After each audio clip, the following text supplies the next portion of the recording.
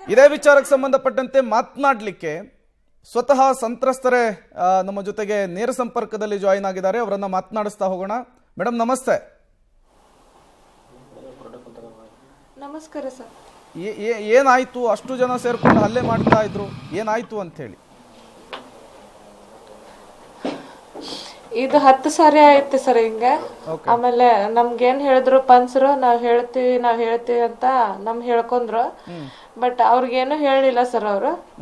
ಆಮೇಲೆ ಈ ಸರಿ ಅಂತೂ ತುಂಬಾನೇ ಆಗ್ಬಿಟ್ಟಿದೆ. ನಮ್ ತಾಯಿ ಸೀರೆ ಜಗ್ಗಿ, ನನ್ನ ಬಡ್ದು, ನನ್ನ ಮಕ್ಕಳನ್ನ ಬಡ್ದು, ಹಿಂಗೆಲ್ಲ ಮಾಡಿ ನಾನು ವೇಶ್ಯ ವ್ಯಾಪಾರ ಮಾಡ್ತೀನಿ ಅಂತ ನನ್ನ ಮೇಲೆ ಆರೋಪ ಮಾಡಿದ್ದಾರೆ ಸರ್. ಈಗ ನನ್ಗೆ ಅಂದ್ರೆ ನಾನು ಇಷ್ಟ ಅಸಹ್ಯವಾಗಿ ನಡ್ಕೋತಾ ಇದಾರೆ. ಎಲ್ರು ನನ್ಗೆ ಫೋನ್ ಹಚ್ಚೋದು, ಹುಡುಗರು ಕಾಡಿಸೋದು, ನಾ ದುಡ್ಡು ಕೊಡ್ತೀನಿ, ನನ್ನ ಹತ್ರ ಮಲ್ಕೊಳಕ್ ಬಾ, ಹಂಗೆ ಹಿಂಗೆ ಇಂಥದೆಲ್ಲ ಮಾತಾಡ್ತಾ ಇದಾರೆ ಸರ್. ನನ್ನ ಮಕ್ಕಳು ಶಾಲಿ ಕಲಿತಾರೆ ಸರ್. ಅವ್ರಿಗೆ ತುಂಬಾ ತಲೆ ಟಾರ್ಚರ್ ಆದಂಗ ಆಗ್ತಾ ಇದೆ ಸರ್. ಇದು ನಮ್ಗೆ ಅಸಹ್ಯವಾಗಿ ಮಾತಾಡಿ ನಮ್ ವಿಡಿಯೋ ತೆಗಿಯೋದು, ಸ್ನಾನಕ್ಕೆ ಹೋದಾಗೆಲ್ಲ ಮೊಬೈಲಿಂದ ಫೋಟೋ ತೆಗಿಯೋದು, ಹಿಂಗೆಲ್ಲ ಮಾಡೋದು, ಅಲ್ಲಿಂದ ಮನೆ ಬಿಟ್ಟು ಹೋಗ್ಬೇಕಂತ ನಮ್ನ ಈ ತರ ಕಾಡ್ತಾ ಇದಾರೆ ಸರ್. 50 ಜನ ಮನೆಗೆ ಡೈಲಿ ಬರ್ತಾರೆ, ರಾತ್ರಿ ಬರ್ತಾರೆ, ಹಗ್ಲಿ ಹೋಗ್ತಾರೆ. ಯಾಕೆ ನಿಮ್ಮನ್ನ ಟಾರ್ಗೆಟ್ ಮಾಡ್ತಾ ಇದಾರೆ? ನೀವು ನಿಮ್ ಜಾಗ ಬಿಟ್ಟು ಹೋಗ್ಬೇಕು ಅಂತ ಯಾಕೆ ಹೇಳ್ತಾ ಇದಾರೆ? ಅದು ದೇವ್ರ ಗುಡಿ ಟೆಂಪಲ್ ಅಲ್ಲೇ ಇದೆ ಸರ್, ನಮ್ ಬಾಗ್ಲಲ್ಲೇನೆ ದೇವ್ರ ಗುಡಿ ಇದೆ ಸರ್. ಅವಳೇನ್ ಪೂಜಾರಿ ಅಂತಿದ್ದಾಳಲ್ರಿ ಸರ್, ಅವ್ರಿಗೆಲ್ರು ಬೆಂಬಲ ಕಟ್ಕೊಂಡು ಆ ಮನೆ ಖಾಲಿ ಮಾಡಿಸ್ಬೇಕಂತ ದೇವ್ರ ಗುಡಿಗೆ ಹೋಗ್ಬೇಕದು ಹಿಂಗ್ ಮಾಡ್ತಾ ಇದಾರೆ ಸರ್. ನಿಮ್ಮೇಲೆ ಯಾಕೆ ಅಷ್ಟೊಂದು ಸಿಟ್ಟು ಅವರಿಗೆ ಅಂತ ಹೇಳಿ 10 ಬಾರಿ ಇದೇ ರೀತಿ ಹಲ್ಲೆ ಮಾಡಿದ್ದಾರೆ ಅಂತ ಹೇಳ್ತಿದ್ದಾರೆ. ಸಾರ್ವಜನಿಕವಾಗಿ ಹೊರ ಕರ್ಕೊಬಂದು ಬಟ್ಟೆ ಹರಿದು ಹೊಡೆಯುವಂತಹ ಕೆಲಸ ಆಗ್ತಾ ಇದೆ. ಯಾಕೆ ಈ ರೀತಿ ನಿಮ್ಮನ್ನು ಟಾರ್ಗೆಟ್ ಮಾಡ್ತಾ ಇರೋದು?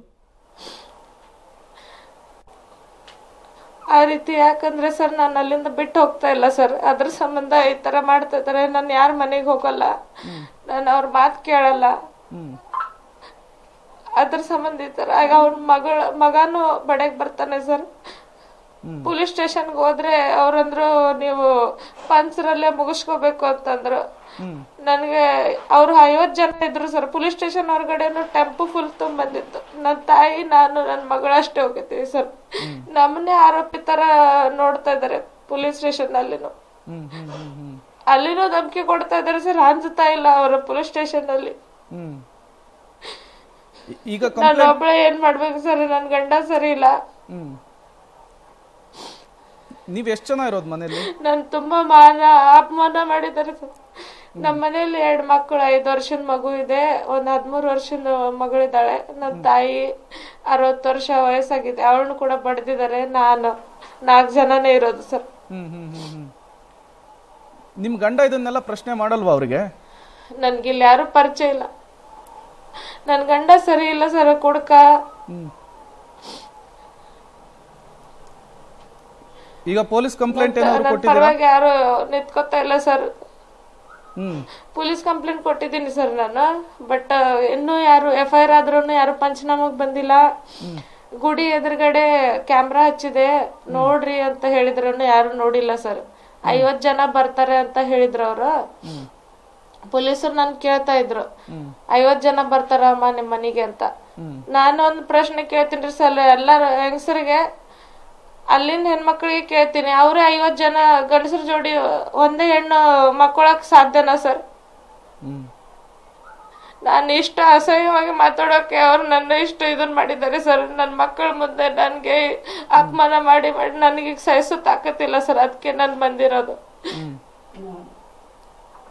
ಓಕೆ. ಅಲ್ಲ, ಅಷ್ಟು ಜನ ನಿಮ್ಮ ಮೇಲೆ ಹಲ್ಲೆಗೆ ಬರ್ತಾ ಇದ್ದಾರೆ, ಯಾರು ನಿಮ್ ಸಹಾಯಕ್ಕೆ ಬರ್ತಾ ಇಲ್ವಾ ಅಂತ ಹೇಳಿ ಪೊಲೀಸರಿಗೆ ಈ ಬಗ್ಗೆ ನೀವು ಹೇಳಿರ್ಲಿಲ್ವಾ? ಪೊಲೀಸರು ಯಾಕೆ ಬರ್ತಾ ಇಲ್ಲ ನಿಮ್ ಜೊತೆಗೆ? ಸಹಾಯಕ್ಕೆ ಬರ್ತಾ ಗೊತ್ತಿಲ್ಲ ಸರ್, ಯಾರು ಸಹಾಯಕ್ಕೆ ಬರ್ತಾ ಇಲ್ಲ. ಆಮೇಲೆ ನನ್ನ ಪರವಾಗಿ ಮಾತಾಡೋರ್ನು ಅವ್ರಿಗೆ ಅಂಜಿ ನಾನ್ ಬಿಡೋಲ್ಲ ಹಂಗ ಹಿಂಗ ಅಂತ ಅವ್ರಿಗೆ ಅಂಜಿಸ್ತಾರೆ ಸರ್. ಅವರು ಅವ್ರದ್ದು ಎಷ್ಟು ಧೈರ್ಯ ಇದೆ, ಪೊಲೀಸ್ ಸ್ಟೇಷನ್ ಅಲ್ಲಿ ಬಂದು ನನ್ ಧಮಕಿ ಕೊಡ್ತಾ ಇದ್ದಾರೆ, ಕಂಪ್ಲೇಂಟ್ ವಾಪಸ್ ತಗೋ ಅಂತ. Okay, thank you. ಇಷ್ಟೊತ್ತು ಪಬ್ಲಿಕ್ ಟಿವಿ ಜೊತೆ ಮಾತನಾಡಿದ್ದಕ್ಕಾಗಿ. ಇದು ಸಂತ್ರಸ್ತ ಮಹಿಳೆಯ ಮಾತು.